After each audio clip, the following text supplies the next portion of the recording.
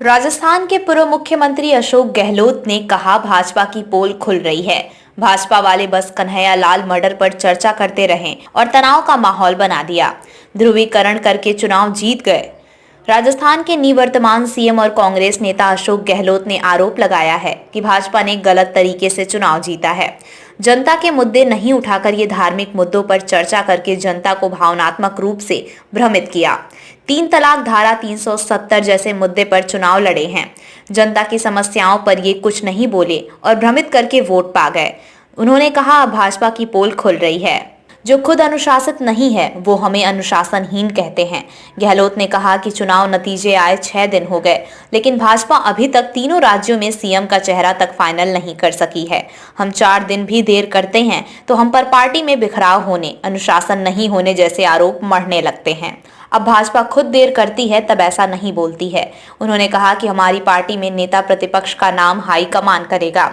समीक्षा बैठक के लिए दिल्ली पहुंचे कांग्रेस नेता और प्रदेश अध्यक्ष।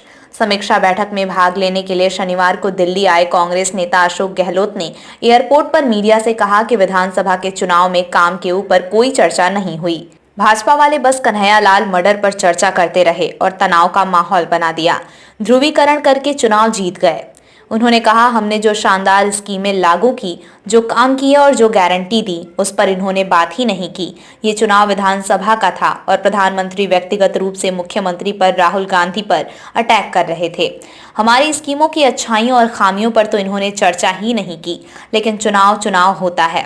हमने पहले ही कहा कि जनता माई बाप है। इन्होंने ध्रुवीकरण कर दिया चुनाव का। हमने कहा जो जनता का निर्णय होगा वो शिरोधार्य होगा। नई सरकार जो अभी बनी नहीं है उसको हमारी शुभकामनाएं हैं। हम रचनात्मक सहयोग देंगे उनको। दिल्ली पहुंचने पर राजस्थान कांग्रेस अध्यक्ष गहलोत गोविंद सिंह डोटासरा ने कहा पार्टी आलाकमान ने बैठक बुलाई है जिसमें हम चर्चा करेंगे कि क्या कमियां रहीं जिनके चलते हम सत्ता में नहीं लौट पाए। चर्चा के आधार पर पार्टी नेतृत्व जो दिशा निर्देश देगा उसके तहत हम मजबूती के साथ लोकसभा चुनाव में जाएंगे। रिपोर्ट मनीष कुमार सोम।